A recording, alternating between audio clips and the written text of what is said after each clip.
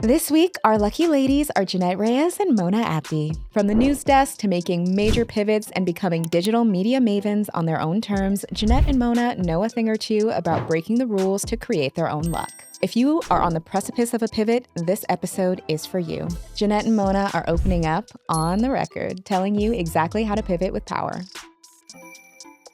Good evening. Thank you for joining me. I'm Les Alfred. And I'm Jeannette Reyes. And I'm Mona Abdi, and this is the Lucky Report.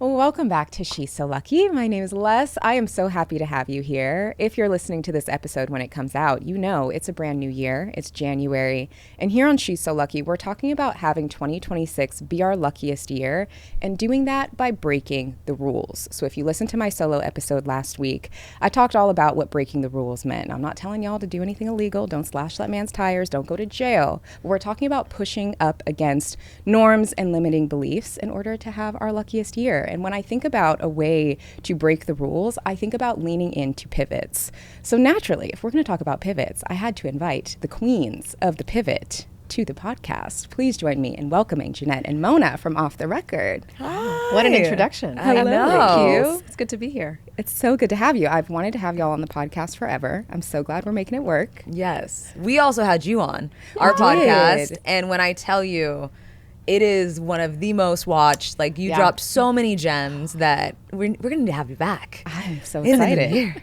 I do feel like this is going to be a good, almost kind of like part 3. I feel like it was almost like a trio of episodes, because I know I did the rebrand episode and then I came on your show to talk about rebrand. Right. And I feel like this is going to be kind of the culmination of all of it. Agreed. Talking more about pivots. But before we talk about pivots, I would actually love to get more insights from y'all on breaking the rules. So as I mentioned, that's the theme that we're going through this month. What is a rule that each of you is interested in breaking this year? Oh, man. I think at a time, Mona and I were actually just talking about this, at a time where we're being pushed to optimize, to be more productive, to monetize, to leverage, to scale, I'm embracing doing things with no other goal than to just be joyful. Whether it's a hobby, whether it's, we were talking about dancing or, taking dance classes or sewing classes. I feel like I haven't done that in a really long time. And it's really tempting when you get into a hobby to turn it into a side hustle. So that's a rule that I'm looking to break when we're being pushed to do the opposite. That's a good one. Yeah. I think for me, it's about self-policing and also trying to be palatable to everyone. I think for so long in our career field, it's all about, relating to people. But I feel like sometimes I do that at the expense of myself, and I want to show up unapologetically myself and connect not because of similarities, but just of differences, and know that no matter how I show up, that I add value to a room, that being my authentic self and bringing whatever other flavors I have in my life experiences is wanted and needed. I love that you mentioned self-policing. I feel like it's something that we do a lot. How do you catch yourself when you're about to self-police or hold yourself back? Oh, that's a good question. So for me, what I realized is being a kid of immigrants, that it's always about, they say the model immigrant, right? Don't shake the table too much, but get in these rooms and work hard and keep your head down. And I feel like for so long I've carried that, not realizing that I was watering myself down a lot. And so what I do now is when I want to either find a common interest or I see myself relating to somebody with things that I don't necessarily agree with, for example, I'll just say no, actually, I don't like country music, which is not true, but I'm interested to hear what you have to say. And so realizing do I actually like this? And one thing I'm really trying to do now too is find out a little bit more about myself, right? What do I actually like and not what I've convinced myself that I like for so many years. Do you feel like with that, it stems from a place of wanting to be likable, having to be more palatable? I'd love to hear both of your thoughts on that and how you push up against this desire to be palatable. I think there's definitely a likable aspect to it. Especially, I think we can all relate to being public figures, having a social media platform. You want to be likable. You want people to see themselves in you in as many ways as possible. But sometimes, as you said, it's at a cost, a personal cost. but there's that temptation of likability, especially when you see that particular quality that someone else has, and they have a lot of followers or a lot of popularity because of it. So it's that you have to wonder, is the trade-off mutually beneficial? And if it's not, having to check yourself in that moment, because it's a slippery slope, right? Once you trade something off that costs you something, you're more likely to do it again, Yeah. I also think the downsides of perhaps having a moment where you're not likable or not palatable, it feels like the repercussions of that feel really strong for women who are public victors. Oh, yeah. And then don't have some melanin on top of that and have a moment where you're less than likable. I mean, get crucified, Yeah. And I know sometimes I feel this fear of maybe if I'm like having a bad day, or maybe I got a little bit of attitude, or maybe I have an unpopular opinion, being really afraid of what is the pushback that I could get if I say something and it doesn't land with people, because our ability to bounce back from that is not as easy as other people might have it. Yeah. I have noticed you in recent times, although I feel like you've, at least from the times I've heard your podcast in recent years, but especially recent, you've been leaning into, I have an unpopular opinion, I have a hot take, and this is the reason why. And I think people really resonate with that because it's refreshing. We've become in our opinions and things like that so homogenous that it's nice to see someone say, actually, y'all are doing this and I'm not really feeling it. You know what I mean? But there's also always a limit. Yeah. I'd even say the hot takes that I've shared publicly are like warm takes, Right. It's like, does anybody really care that I don't like Love Island? Do I have takes that are hotter?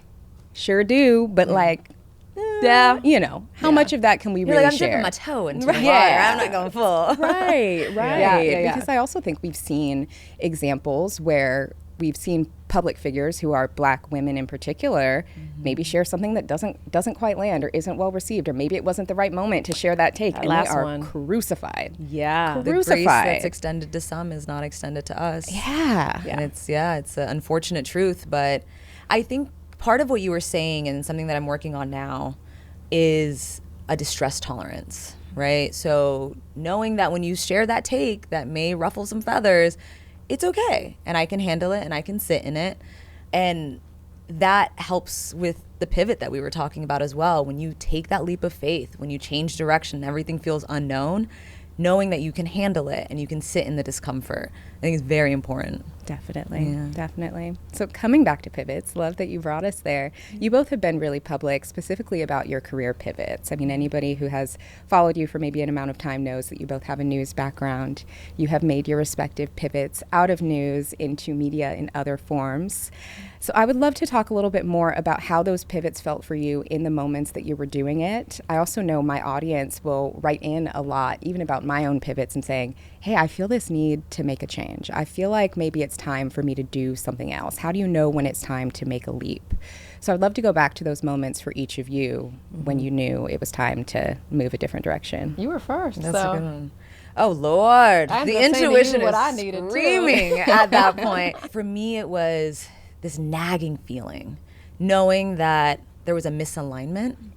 And so, but then again, it's like your brain and your intuition are just not on the same page. For example, like for me, I knew that I had different interests, that I wanted to pursue different things, but then there were things like a title, right? Something that you worked so hard for. Am I throwing this all away? What would other people think, right? Like, don't get me started on that. And so I had to filter my decision through all those lenses at first, and it created just a lot of confusion. But then it got to a point where I realized that what's scarier was staying. And actually, and it was my sister who helped me realize this, where I kept telling her all the fears that I had for making the jump, and she was like, yeah, but the biggest fear you haven't mentioned is if you stay, and what that looks like and what that means. And then it's also good to have people in your corner. For example, like my sister, like Jeannette, I called her, and I remember one time I was like, let me sign one more contract, right?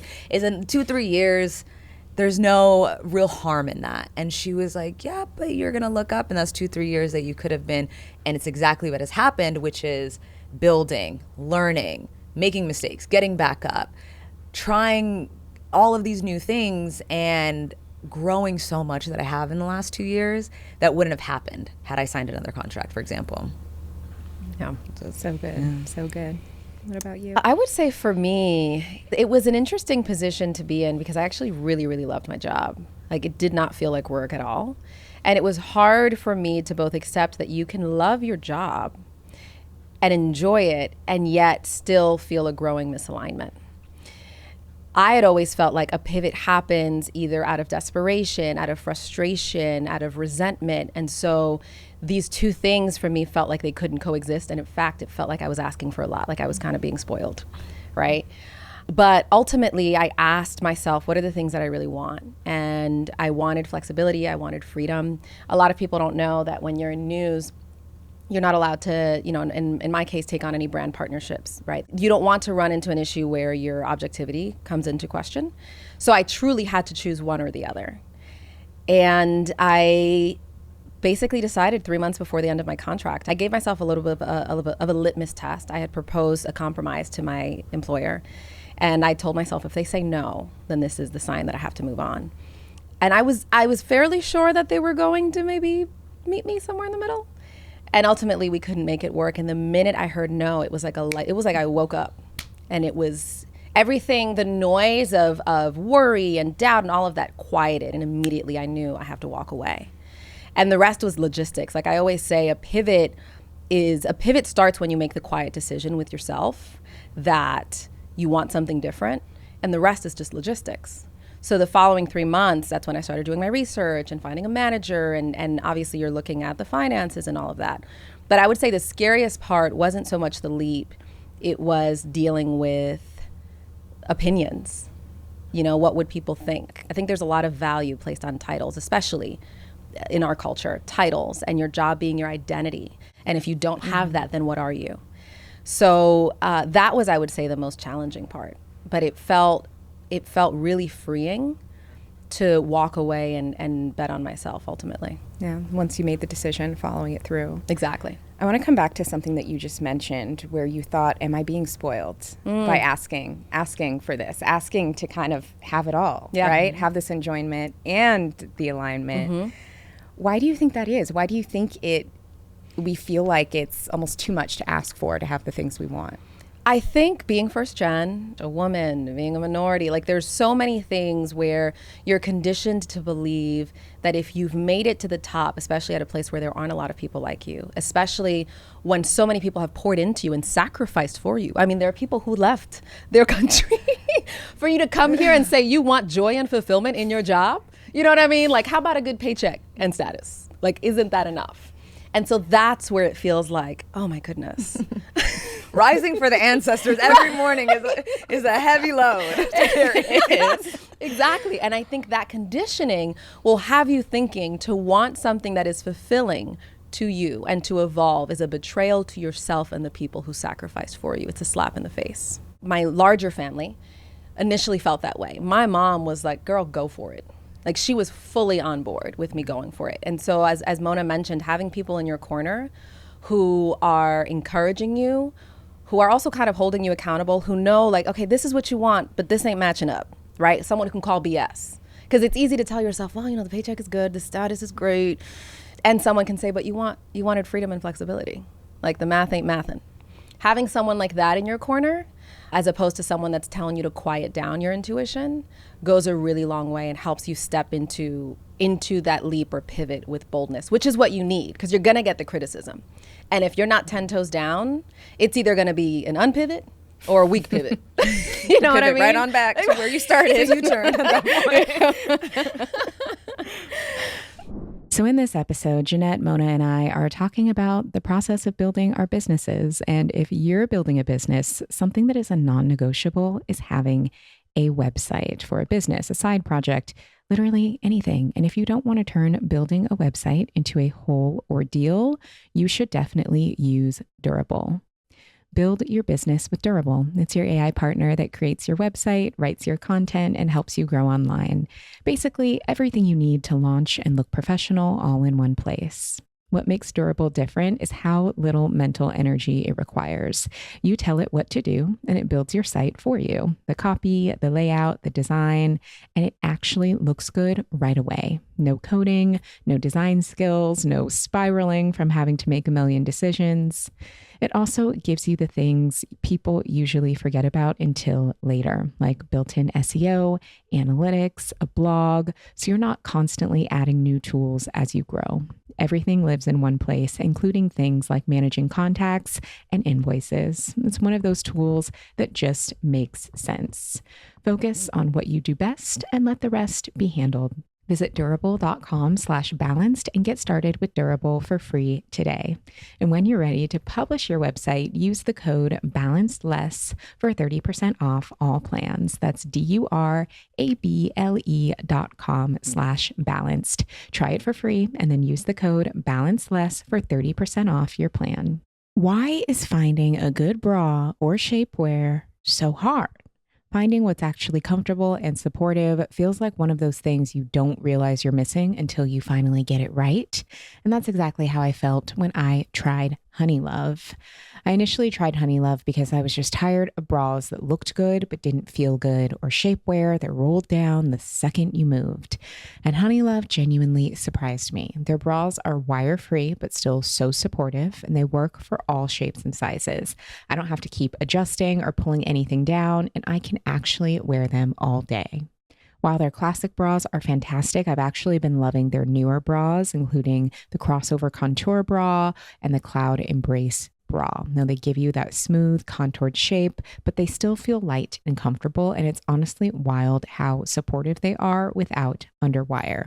And their shapewear actually moves with you. No rolling, no squeezing. It's really designed to enhance your shape, not fight your body. Plus, there's a super convenient opening for bathroom breaks, which alone deserves an award.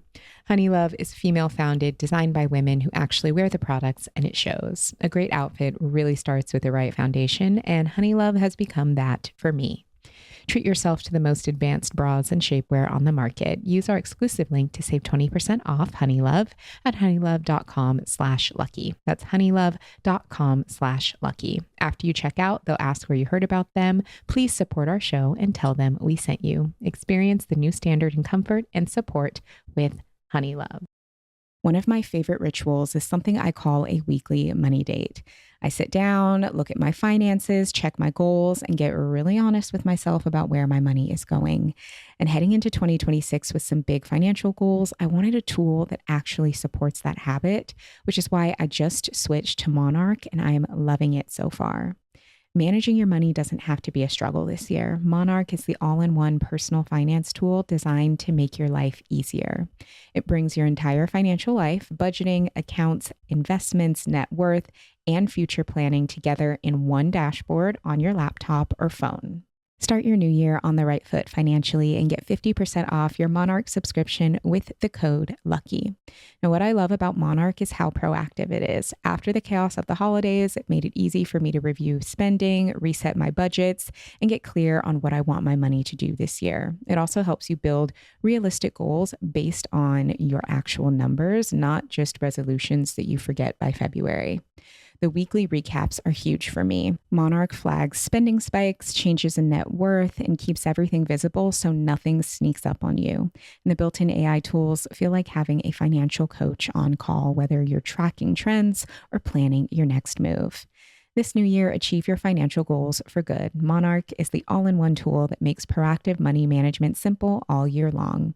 Use the code LUCKY at monarch.com for half off your first year. That's 50% off your first year at monarch.com with code LUCKY. I also think when it comes to pivots, there can just be so much fear, whether it's like fear of people's opinions, as you were just describing, fear of disappointing your family, fear of the unknown. I actually think fear of the unknown is probably the biggest fear that holds people back.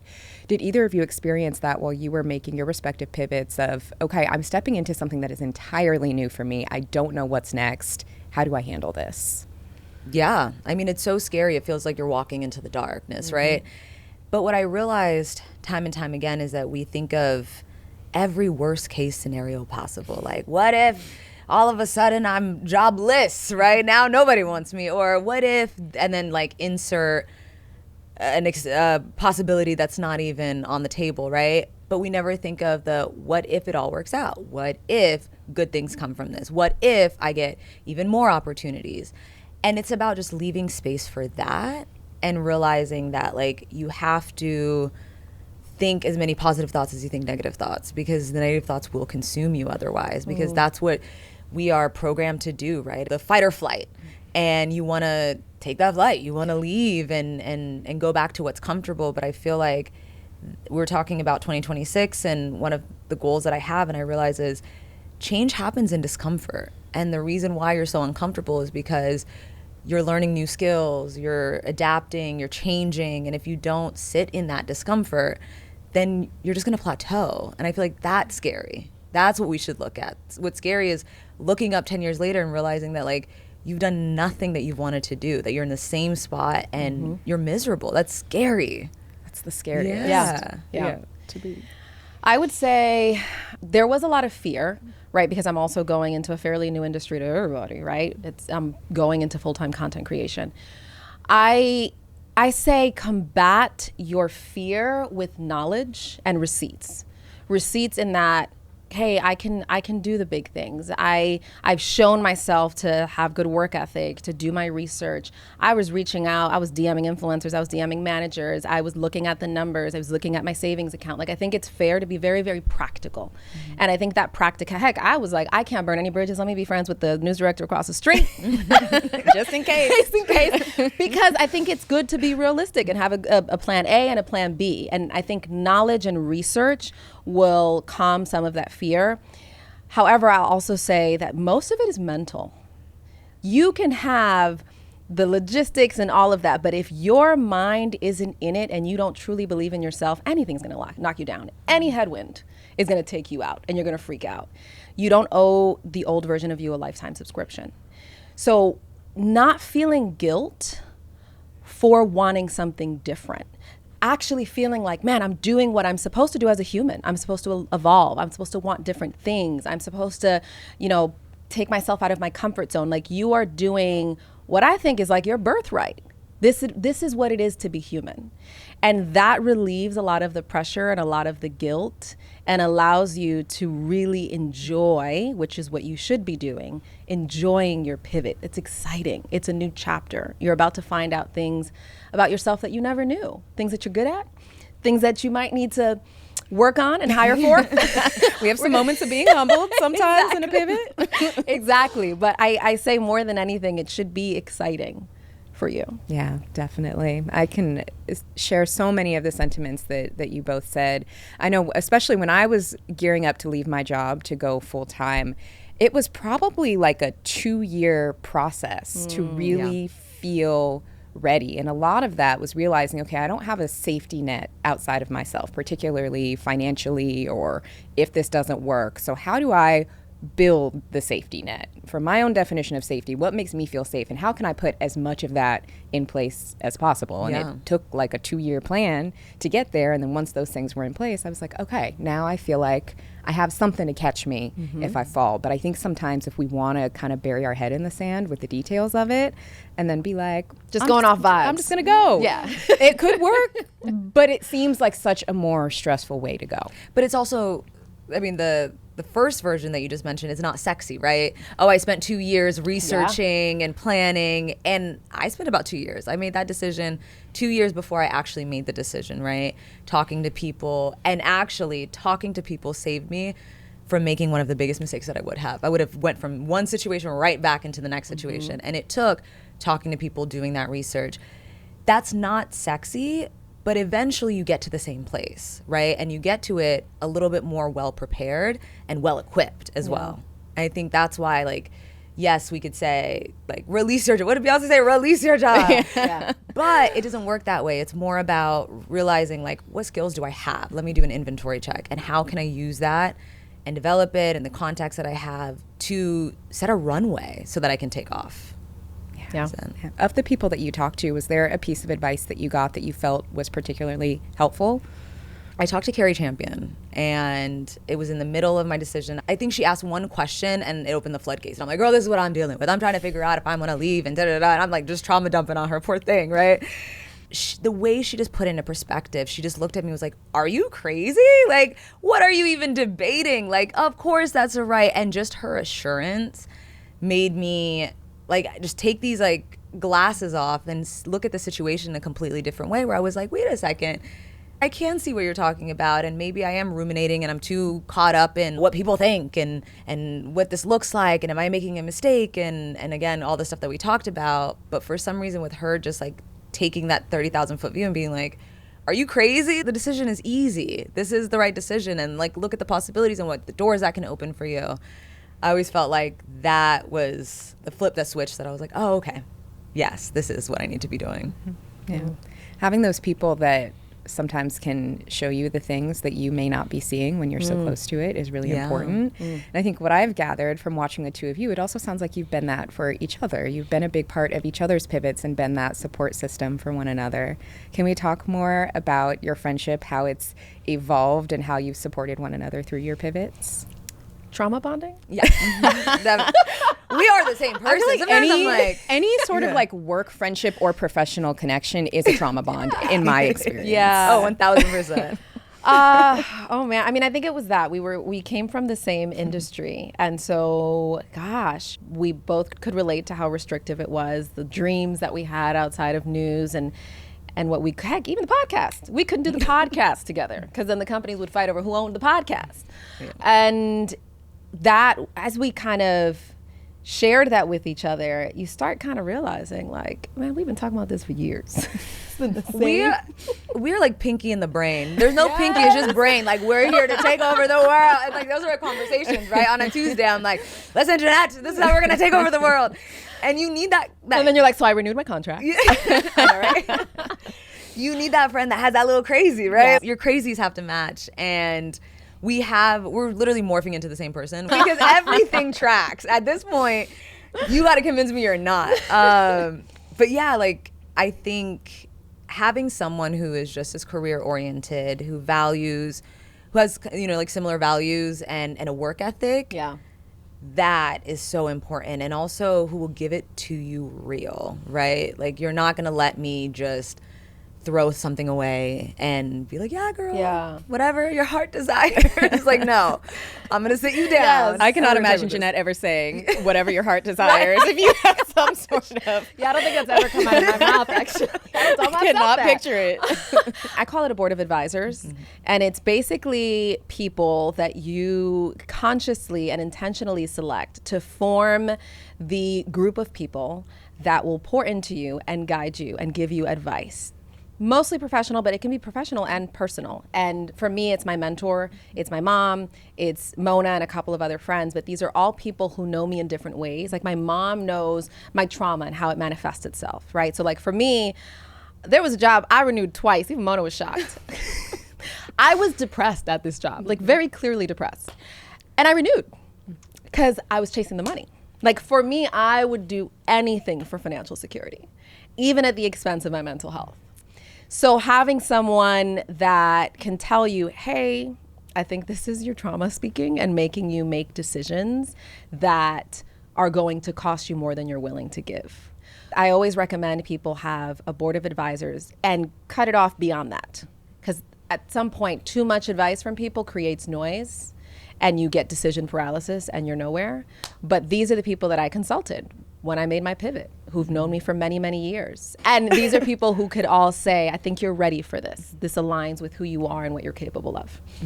Yeah. And I think that's important about friendships in general. Like, whenever you're letting anyone into your life and letting people get close enough to influence you, like, they have to be people that you respect and whose opinions you respect, but also aren't low-key haters. I think that's important. And that way, when you do come to them, you've already built this rapport, this trust.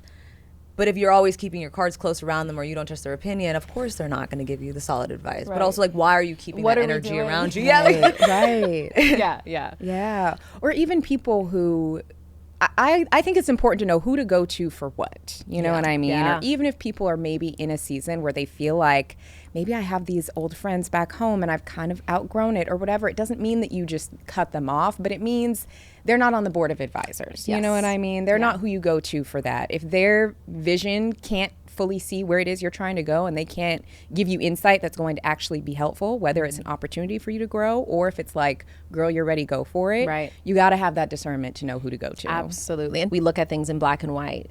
We think it's a bad person who, like, somebody could be well-intentioned and they love you and they care for you, but they're projecting. Or they don't truly know you and they're not in a position to really give you advice in this area. So I don't think we should categorize people by they're a good or bad person or they don't love me. Because that'll have you thinking, well, my friend, she's, I don't know. So clearly, she means, well, I think her advice is sound for this.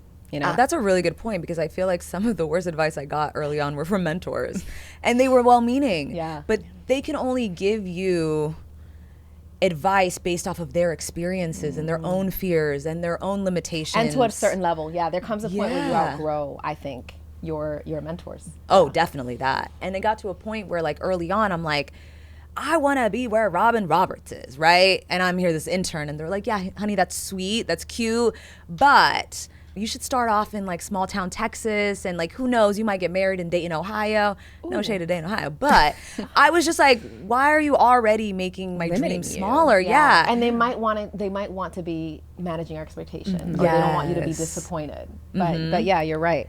I would see things that defied what they were saying, right? Like, for example, the fact that Robin is in her seat already shows me that people can get there, right? I remember in the beginning, I grew up in San Diego, and with news, it's really hard to start in a major city. You start in nowhere, Texas. You start in like those really, really small towns. And I was like, okay, well, like, maybe if I work hard, if I try to figure this out, I can get to a top 50 market. And they would just be like, no, you're setting yourself up to fail. And I'm just like, okay, you guys just hired a girl that's 23 years old, fresh out of college. I can see what you're saying is not true. And so instead of just listening to you, I want to know what she did. Yeah. How did she get here? Because the thing is, it can happen. If you see it, it's possible. I will say, one time I broke up with my mentor. I was having a tough time. I started in a mid-sized market, so it was bigger than you typically would out of college. And I had a particularly rough day. And I called him, and he had said, see, I told you not to go there. Hey. It's like, well, that's the last time he's going to hear from me. Yeah. Because it wasn't helpful. No. Like, and I told you so wasn't helpful. Right. And he wasn't right. It was just a rough day. And what I want to hear from a mentor isn't, I told you so. I want to hear, okay, now that we're here, let's say you think you're right. Now that we're here, what do we do? Yeah. You know what I mean? Yeah, solution-oriented. Solution-oriented. So being cognizant of, some people are good for a season and you might outgrow them, and you've got to find other people and connect with other people who can meet you where you are. So important. So important. I get it. You're overwhelmed trying to keep track of everything in your business, and I have been there, but that is why you need Notion, my friend. It is literally how I run everything, including this podcast. Notion brings all your notes, docs, and projects into one connected space that just works. It's seamless, flexible, powerful, and actually fun to use. And with AI built right in, you spend less time switching between tools and more time creating great work. And now with Notion Agent, your AI doesn't just help with work, it finishes it. I use Notion Agent for the stuff that used to eat up my time, organizing episode prep, summarizing projects, updating pages, and keeping everything moving behind the scenes. Notion Agent can do everything you can do within Notion. It taps into your workspace, the web, and connected tools to complete tasks end to end so that you can focus on the bigger picture. With a single prompt, Notion Agent forms a plan, executes it, and will even reassess and try again if it hits a snag. And because it's all inside of Notion, everything is transparent, easy to edit, and undoable, so you're always in control. Notion is used by over 50% of Fortune 500 companies, and teams like OpenAI and Ramp use Notion Agent to send fewer emails and stay focused. Try Notion now with Notion Agent at notion.com/balanced. That's all lowercase letters. Notion.com/balanced to try your new AI teammate, Notion Agent, today. And when you use our link, you're supporting our show. If you're hosting, maybe a little Galentine's brunch, or honestly just want to make it feel like a bougie brunch at home, the easiest upgrade is a really good juice, which is why I always go back to R.W. Knudsen. R.W. Knudsen crushes only the best ingredients so you can crush everything you do. What I love about R.W. Knudsen is the quality, nothing extra. It's just about choosing something a little better that makes the moment feel intentional, whether it's for a slow morning, friends gathered around the table, or just doing something nice for yourself. Those small choices add up. Now for brunch specifically, I love pairing R.W. Knudsen organic, just pineapple juice with whatever's on the table. It's bright, refreshing, naturally sweet, and pineapples are known for supporting digestion and immunity. It instantly makes the whole spread feel more special without trying too hard. But if you want something a little more grounding, you can have R.W. Knudsen organic beet juice, which fits perfectly into a morning routine. Beets are often associated with circulation and heart health, and it's just a simple reminder that showing up for yourself counts. Or if you're looking for something a little more fun and tart, you can have R.W. Knudsen organic just cranberry juice. Cranberries are known for supporting urinary tract, heart, and gut health. It feels like an easy, feel-good choice alongside a cozy, relaxed meal. With R.W. Knudsen, crush 100% of your day, morning, afternoon, evening, and all the moments in between with 100% juice and no added sugar. Pick up a bottle at your local grocery store today. Now, I'm curious if in your respective pivots, have you had any twists, things that have thrown you for a loop, unexpected moments where you were like, oh, wait a minute, was this the right decision? And you had to kind of reground yourself in the moves that you've made. It's a good question. I don't think anything that has thrown me off course. I can't believe I was contemplating, but it's more so there are still hard moments. Everything isn't rainbows and butterflies since it's still hard work. I'm learning again, right? At this other job, I had already established the skills that could let me coast. I feel like I'm learning again. I feel like I'm making new connections and almost starting from the beginning. And a lot of it can feel overwhelming in the beginning because you're like, there's so much I don't know. There's so many questions I have. But for some reason, I feel like, and I think it's because of news, right? Our contracts are usually 2-3 years. And anytime my contract was 3 years, the first year, hot mess. Mistakes everywhere. You feel like you are drowning. Second year, you're like, this is still really difficult and I can't believe this is sustainable. Third year, something just clicks. Yeah. And you look up and you're like, oh my God, I'm light years from where I used to be. I have mastered whatever connections, language, skills, whatever it is that you needed. All of a sudden one day, it just appears and you look at yourself almost as if you're looking from outside yourself. And you're like, wow, I'm doing exactly what I set out to do. And it reaffirms. And I feel like that's kind of where I am now, where I'm just like, oh, wow, I see. But the hard days were there. I'm not going to lie. Yeah. Content creation was a side hobby. It was a side hustle. Not even, heck, it wasn't even a hustle because I wasn't making any money. It was just for fun. And that gave me a little bit of confidence because I don't know, I don't care if this goes viral, and I got my job. I got a full-time job. I do this for fun. Here's a little video. Right, exactly. So I think the pressure of it now being a business, and it needs strategy and what's the vision, and then literally just, you know this, I mean, an S corp and the taxes and delegating, and there was so much that I did not know. I never had any aspirations to be an entrepreneur. I appreciated how difficult it was, and so I had no intentions of ever going into it. And boy, it's humbling. You realize, okay, I'm really good in front of the camera. Behind the camera, it's a steep learning curve. And it wasn't so much that I was doubting my pivot, but I kind of wondered, man, should I have been developing these skills before I walked away? Is it smart to be building the plane while flying it? That's where it can get frustrating. And I don't know if you've ever been through this, but you kind of wonder, are other people going through this behind the scenes? All the time. You know what I mean? Fighting for my life. You're fighting Is anyone else fighting for their life right now? And you feel like you're the odd one out. So, and you don't know what you don't know. And that can be scary because it's like, man, I could think I'm killing it. And someone could take a peek in and be like, ma'am, how is this? How is IRS not running after spreadsheets, no budgets. Gosh. So yeah, that to me was the most difficult part. I had underestimated how steep of a learning curve it would be on the business side. Yeah. But then with that, once you do learn or once you do have that little win where it's like, ooh, Oh, yeah. I made that spreadsheet. You know what I Sure mean? did. Then you feel extra proud of yourself. Yes, and that's where it's so cool to see I'm a quick learner, or having the humility to like accept that I'm not good at this, but I'm gonna let's say hire for it or delegate it or study it.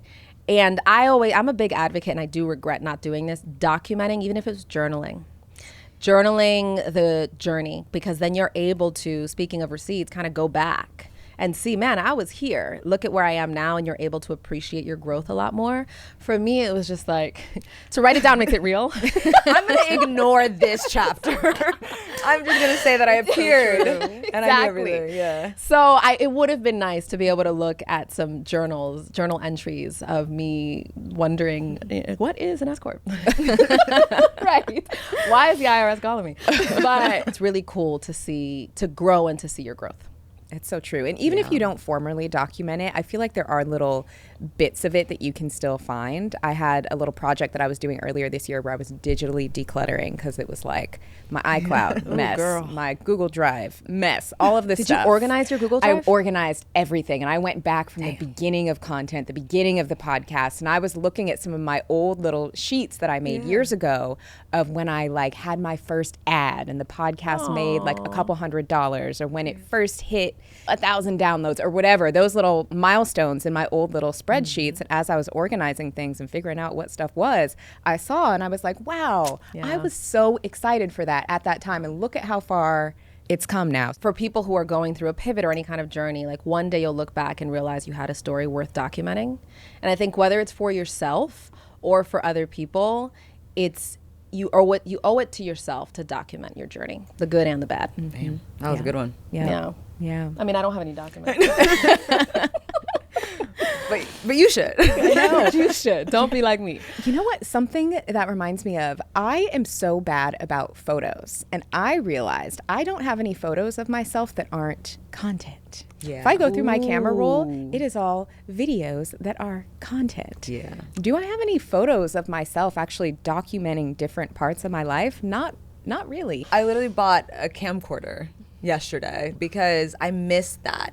Like my family and I used to have a camcorder where we'd go around, and like our trip to Las Vegas, we're not posting it anywhere, you know what I mean? I almost had that nostalgic feeling of like, I don't want it captured on an iPhone. Like I wanted to capture it on video like we used to, so that it feels more sentimental. Because you're right, we don't capture anything just to capture it. And I also think it's good to start documenting kind of the afters, right, of the seasons that we're in now, because inevitably at some point we're going to pivot again, and we're going to want to see that starting point. Now that y'all are a couple years out of your work in news and you have like settled into these new directions that you're in, I would love to talk more about how that's feeling now. One of the things that I also think is really exciting, y'all just had a podcast anniversary. You just hit 1 year of podcasting, which is really exciting. Our baby is now a toddler. It is. Jeez, I'm a mother? Yes. I'm a mommy. You are in multiple ways. So now that you're 1 year into that collaboration together, I would love to hear more about what your reflections are and how you're feeling and what you've learned 1 year into it. Don't do it. I'm kidding. No, I low-key kind of do. Whenever people do ask me podcasting advice, I'm like, should I start a podcast? I'm like, low-key? Low-key, high-key. I don't know if you should. Like, and not to discourage anybody, but I'm like, the amount of like distress. It's the ghetto over If you want a peaceful life, don't do it. If you are a glutton for punishment like we are, then do it. Absolutely. You know? What did we learn? A lot. Oh my gosh. We built it from the ground up. And I don't even think we knew. Because if we knew, I don't think we would have started. No. Right? We would have overthought it and planned it for 5 more years. 5 more years, Yeah. right? Learned a lot. I think we're so used to being talent and having a team of producers and editors and news directors and Floor director, like everyone. And when everything fell on us, we brought our experience and we know how to make a good tease and we know how to do this kind of stuff. But the business side of things, I feel like we learned a lot. I also will say, I don't think I could have done it without you. Vice versa. And thank you. We have very similar work ethics. And I feel like we're also like, if I say I'm going to show up, I'm going to show up. Yeah. So like, if I said I was going to do it when I'm like tired, I worked and we need to write a script. If Jeanette's like, hey, is the script in? I'm like, all right, let me pull out this laptop because I'm not going to let her down. And throughout the process, like we haven't, knock on wood, we haven't argued once, we haven't butt head once, because we're all in and because we are not counting how much do you do and how much do I do. It's more of just like, okay, where am I needed? Let me grab this. You got a busy week ahead? All right, I'm going to start filling out forms and writing scripts and trying to help out as much as I can. So what I would say is learning entrepreneurship, I guess. It's so funny. Yeah, I would, to your point about being on the same page, I think it really helps to work with someone whose intentions and kind of heart you know, right? So if the other person isn't able to show up this week, it's because they truly cannot. So we give each other the benefit of the doubt a lot, but I also think our track record proves that we're all there. What's been a learning curve for us is we are used to being the messengers, not the message. So like at the beginning, especially with the podcast, it was like, well, if you find out we got a podcast, you find out we got a podcast. Oh my God. We're not going to tell you. We're like, do you have a Maybe. Marketing? None. Because we're so used to telling other people's stories. You know what I mean? So you don't have really a stake in it when it's your stuff, when it's your baby. There's a vulnerability that comes with it. There's a humility that comes with it. And there's a bit of a risk because people can love it or not like it. And you've got the immediate numbers, right? Like the sales department at the news station saw that your newscast tanked. Yeah. You might not have. You didn't know. Right. That's none of my business. It's a check still clears. But yeah, so I think that's been the hardest thing where you're having to pivot in that way and do a lot of self-promotion. Yeah. And be repetitive. Like for me, it's like, you didn't catch it the first time, sorry, you missed. I still struggle with that because I sure hate repeating myself. I'm like, I said that in episode 87 in 2019. What do you mean? Self-promotion is so. You've got to be How do you deal So with important. it? No, I hate it. I hate it. It's a battle every day. Yeah. It's something I'm still trying to figure out. Yeah, you've got to really, it's like shameless self-promotion. Yeah. And because it's such a saturated industry, you have to double and triple down on it because there's so much noise out there. Yeah. Mm-hmm. But it's been a cool experience because you also, like I said, you see the things that you're really good at. Like, oh man, our storytelling skills are really transferable. So many skills were transferable. And other skills are not existing. not so much. Yeah. But we're learning. Yeah. and with that piece of being in news where you're just the messenger to also kind of being a bit of the product yourself. Yeah. How has that been? Have you experienced any discomfort with that, and how do you navigate that? Yeah. It's a loud silence. No, but I think naturally we're like that. I don't like talking about myself. I'm very unintentionally private. I'm not even aware that I am withholding information. I'm just not used to sharing. And then news takes that up a notch because you really are about, I'm not inserting myself into the story. It's a badge of honor. Yeah. I'm fading into the background. And then I think part of the transition was going into entertainment news. You are the product as well. Like, you're a personality. And I remember in the beginning they were like, oh, we put that in, or like, we put your outfit in the show. And I was so shocked. I was like, oh, what, me? Like, why am I in this? This is about journalism. Yeah, I was like, how did I get in this? And then I realized that it wasn't an issue to take up space, to share my story, to talk about and insert myself in the conversation.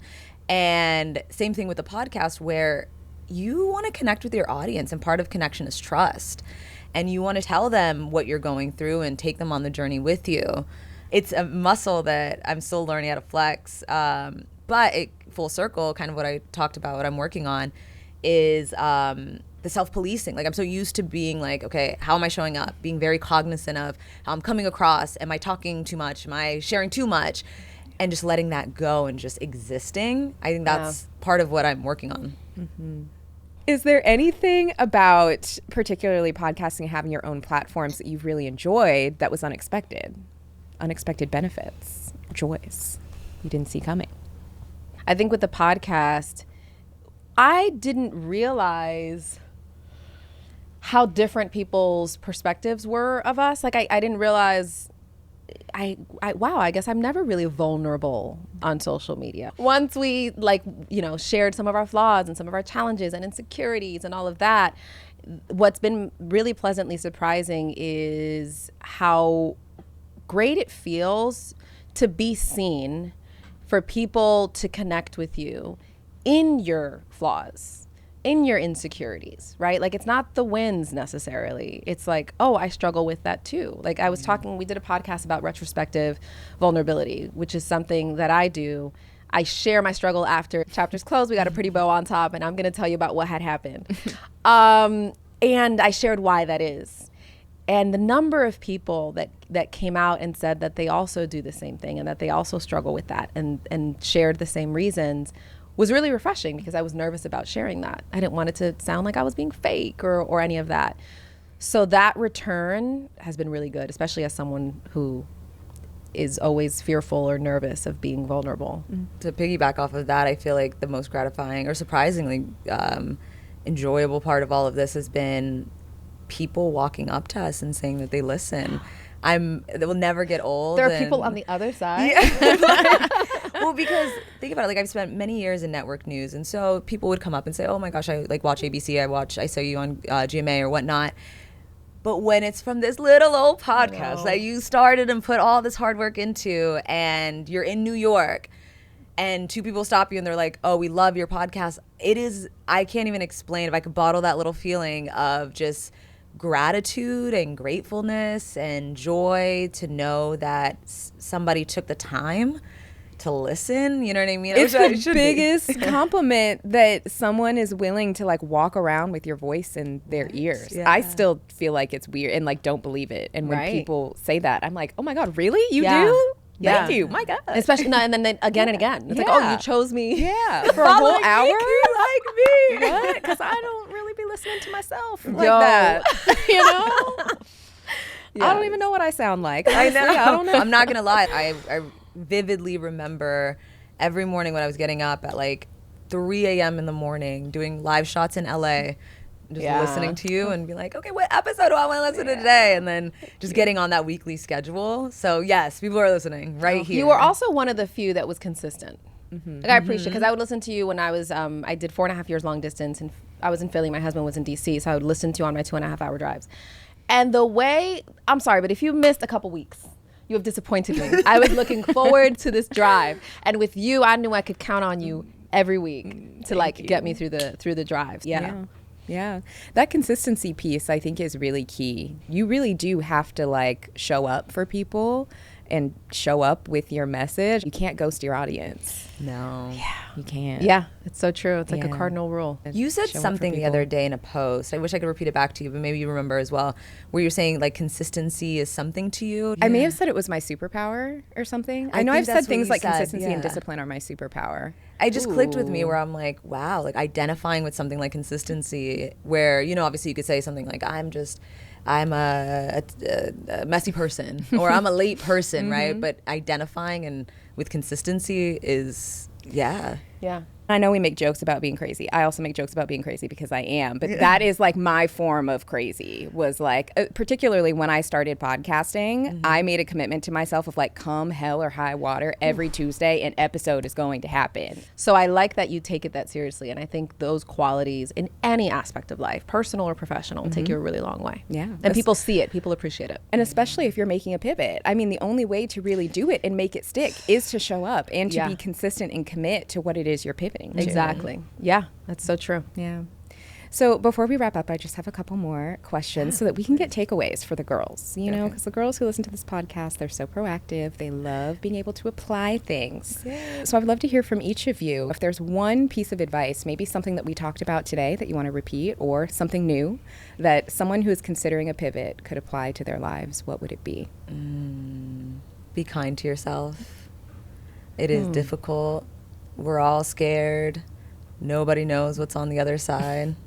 So if you could just give yourself that grace to be kind to yourself and let yourself feel all the emotions and make all the mistakes, just keep going in that consistency aspect. Yeah. I would say do it scared but prepared. Sometimes we take fear as an indicator of, well, maybe I'm not supposed to be doing this. Maybe this is my intuition telling me this isn't a good idea. I believe fear is only a signal that this really, really matters to you and that you're invested. But I also believe that you owe it to yourself to have a plan, right? We're not just going to pivot on vibes. And to plan it out and to be strategic and to be intentional is the only thing that complements fear well. So before we wrap, of course, it's a new year when this episode is coming out, January. We're all on our New Year's resolution vibes. I'd love to hear one lucky habit that each of you is taking into this year. Ooh. I'll let you go first. I don't know if this would count as a habit. Oh my gosh, maybe this isn't a good answer, actually. Now we definitely want it. Darn.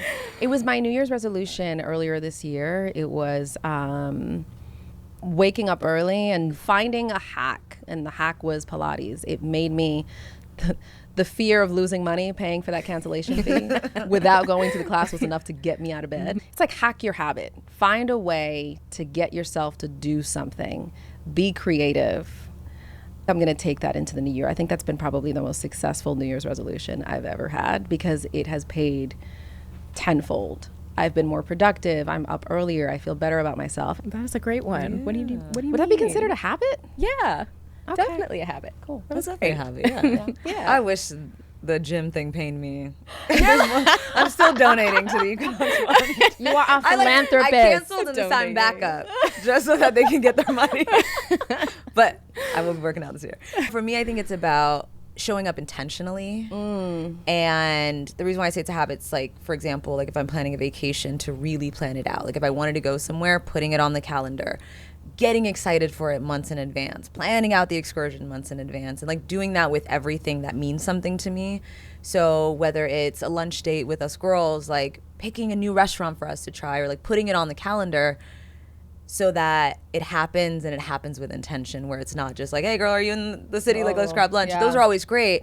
But I love being able to look forward to things. And that was missing in 2025. I kind of was just like, so much is going on that I miss slowing down, getting excited about things, and planning it and looking forward to it. Yeah. Being able to enjoy. How about you? things. I'm curious. Ooh, for me, I'm trying to get back into hobbies and enjoying things outside of work, and just being talking about really that. intentional about carving enjoyment outside of work. So I'm trying to do one activity a week that I don't even document it. I don't even post it. People they won't even know what it is. I love that because that makes you more interesting. I'm trying to be more mysterious I just went to in ballet on 2026. Tuesday. And y'all didn't even know. I think we could all do that. Yeah. Exactly. Well, invite us. We're going to find a hobby too. I'm We down just for don't know all what of it this. is. Okay, so we're going to take some classes. Yes. And I'm it's going to be a so secret. down. It's going to be our secret. Yes.